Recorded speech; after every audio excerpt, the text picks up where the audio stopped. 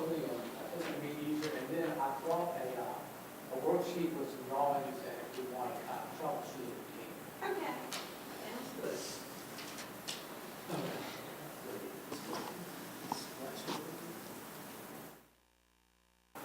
Okay.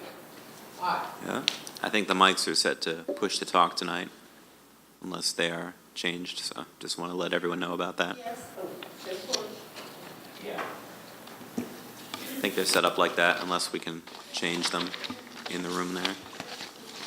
So if we push and it says red, Yeah, so you just have to push the button and then the red light will come on and then the mic is on and then.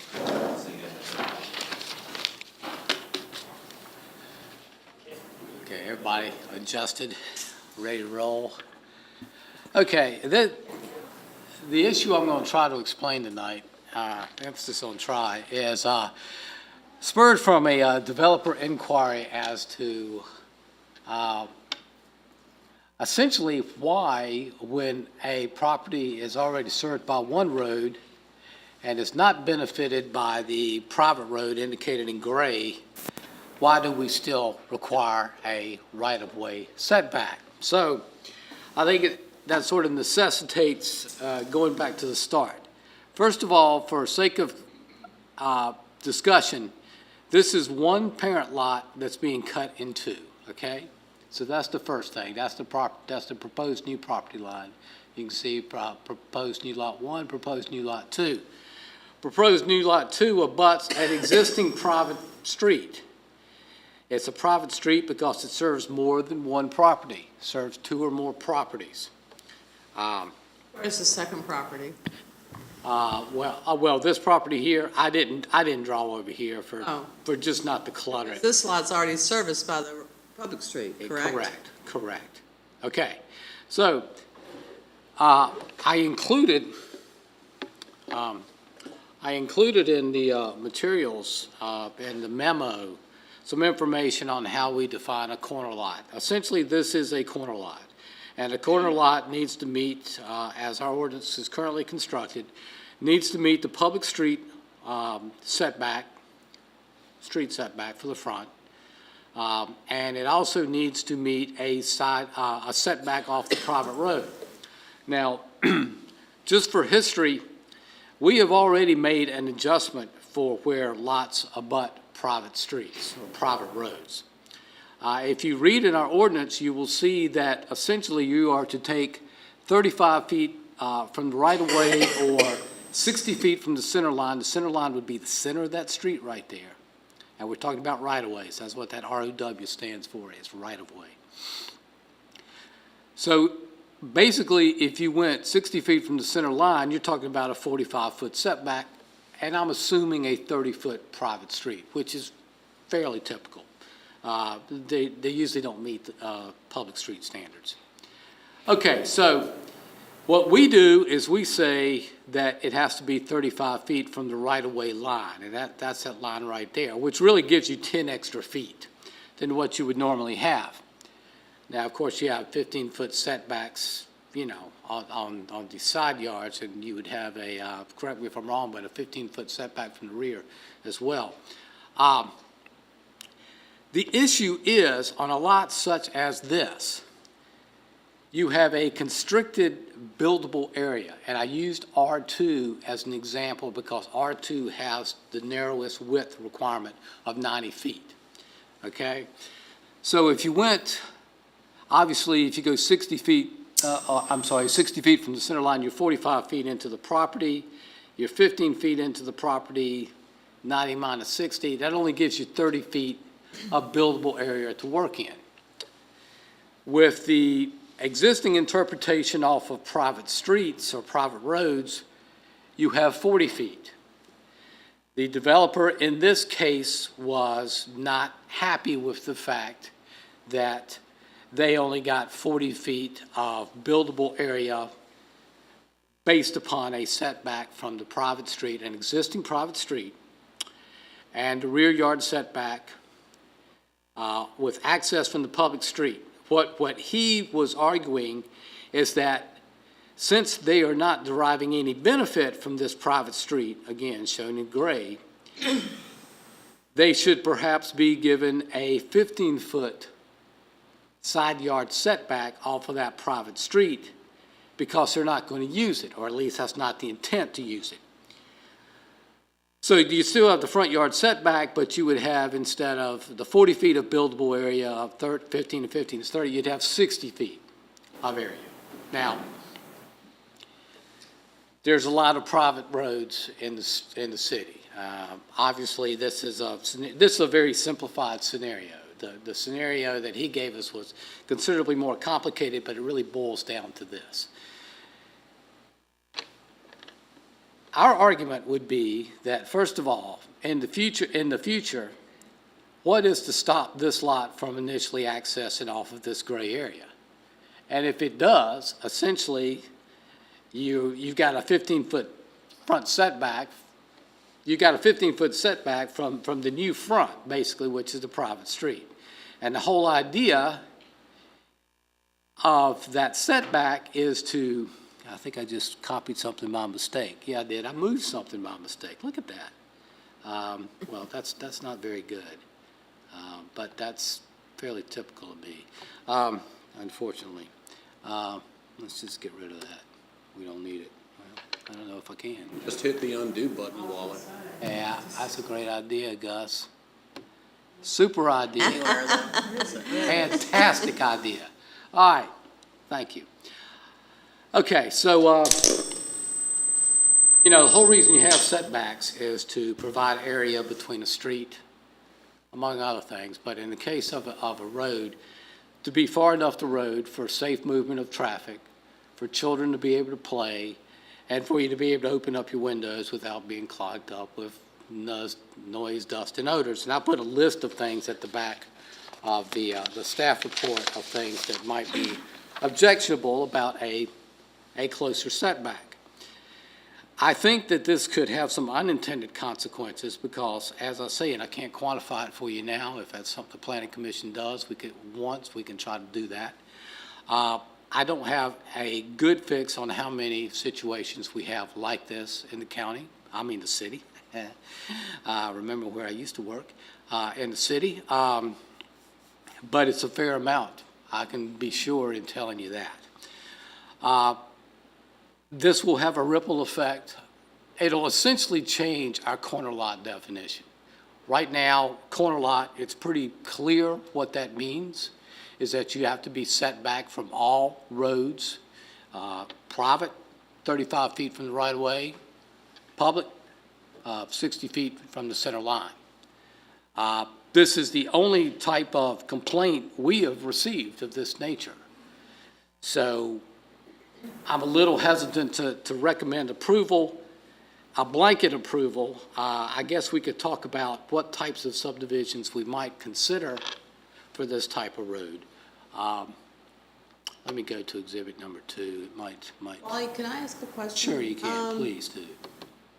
In looking at that parcel that has been divided into two, did it legally have access to that private road or not? Was the only access technically from the public street, and the private road is existing to access other properties, but that parcel may not have any legal right to use that right of way?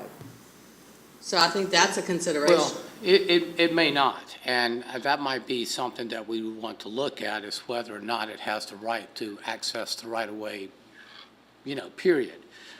In this particular case, I think the argument would be that they were certainly not going to access the right-of-way, whether they had the right to access that right-of-way, I'm not sure what the answer was to that. I feel like probably, that street was already in there accessing a certain number of lots anyway, probably about 9 or 10. Where is this? Well, this is a general example. I'm a little hesitant to give the exact thing because I don't want to make that particular subdivision the cause celeb for the whole thing. Although, in effect, it is an inquiry. So, those are the thoughts, and I believe Ms. Gravel, you make a good point about the legal access. That is a good point. But it does it does potentially create a bit of a tracking situation for us, not one that we're really in a position to address at this point. I was trying to think of how this could snowball. Certainly in the case of open space subdivisions, if there was not a preclusion of, or an exclusion of access on a private road, they could access perhaps off an existing for secondary exit. Right now, we allow up to 10 lots for a private street, a new private street and open space. They would be subject on the sides, though, to at least a 40-foot setback there. So I think in the case of open space, we're probably okay. And the place of a conventional subdivision where you may have a new public street going down here, there may not be anything, precluding them having a secondary access off an existing private street. So, that could pose a tracking issue, and it's really kind of contrary to what we want in terms of a major subdivision in the city. One thought I did have, though, is that maybe this thing has some application for what we call definitional exceptions. Definitional exceptions are 3 lots on an existing public street, 3 lots out of one going to 3 lots on a public street, or 1 lot going to 2 lots off a private street. But there again, we're going to have to amend some language on corner lots, even in the case of a definitional exception, and I put 2 lots here for simplicity. That could, yes, it could be 3 lots because it's public street, assuming they met the lot frontage requirements and that sort of thing. And here I'm saying they don't. So, if you had a 2-lot, and I had an example here, and I guess I deleted it by mistake, where instead of the line going down the middle, you had a line cutting through the middle of the property. This would obviously front on the public street, but would have a 15-yard side setback if we changed it. This property here would have a 35-foot setback. So, you've got a situation where you have different setbacks for different lots. But, for something like definitional exception, maybe that works. I don't know, but, Has this existing policy been an issue? Never Up until has. recently? Never I mean, has. I'm Never just wondering, is mentioned. this something we want to tackle because of one issue here? I mean, is it? I'm a little hesitant to tackle it. would be very based hesitant. on one issue. My question too is, what's happened is one of them is a non-conforming lot, is what, by the subdivision here, and he's trying to work, or the developer's trying to shoehorn it and using 2 different ordinances to satisfy the requirement. I think, Well, that's true. setbacks are for a reason, certainly from the public street in terms of egress, the, If he has no legal access to that Safety. parcel, Right. then he's not trying to circumvent anything. If he has no right to use it, But that could change too, right? He could gain access, he could gain rights to use it.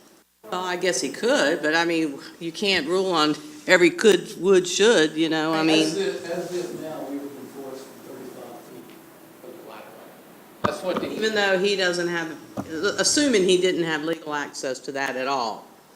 If We he would had no still- legal access to that right of way, that right of way is gone through that property on somebody else's property because it's not on this parcel. So it's gone on the parcel adjacent to it, it's servicing whatever it's servicing. It could very well be that he has no legal access to that, and if that's the case, I don't think he should be encumbered, that's just me, by these regulations if it doesn't service that property. and that's really the issue right there. I mean, if the owner of proposed Lot 2 is getting no benefit from that private road, Right. should he have to come back 35 feet off the right-of-way? I don't think so. That is the core of, you've correctly stated the core issue. Down the That's road, it. maybe he could gain access because he wants to put a detached garage or something, but he would, if he has no legal right to this, everyone who does have a legal right to that would have to agree to give him access to that. So if you've got 25 lots sitting off of that, or 10 or 15, or whatever the case may be, he would never have access to that property unless all of them agreed to allow it, right? Legally? I mean, we have a legal Unless they all expert here. allow to allow, unless I'm they not all trying to agree play to lawyer allow. here, but, But let's say you got like only 3 or 4 property owners on the one side, and I guess my argument, and I see where you're coming from, and that's a very good point. But what if there is no such agreement on there? Or what if there's an agreement now, but the 4 people may decide to change it in the future? How do we track?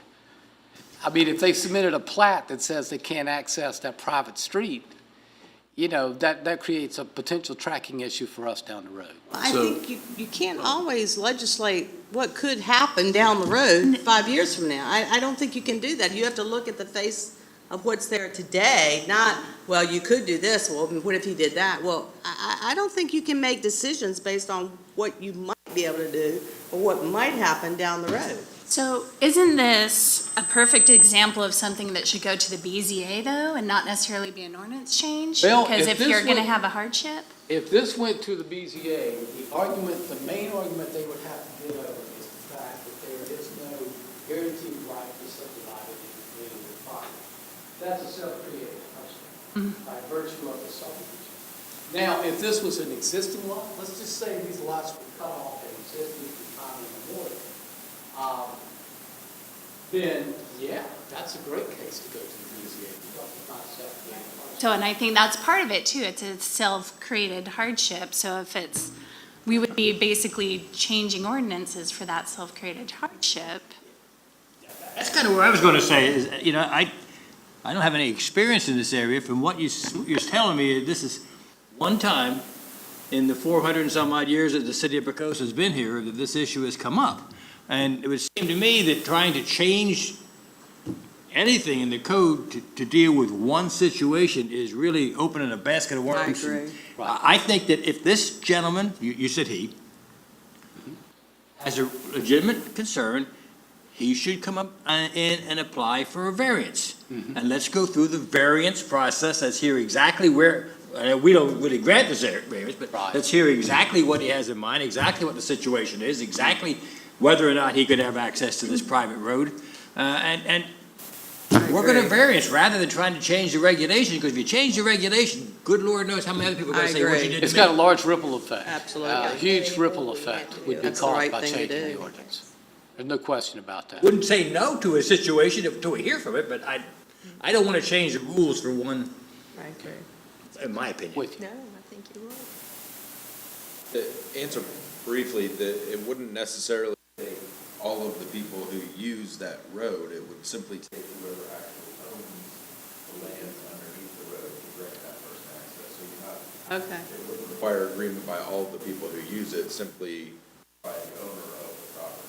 But if they all own it, Well, then yeah. if they all own it, sure, then they would all have to sign off. But Right. typically, a private road is owned by one person, and the people who have access to it have an easement of right-of-way over that property. I'm just I could thinking- have been a little bit clearer. In this case, this would be,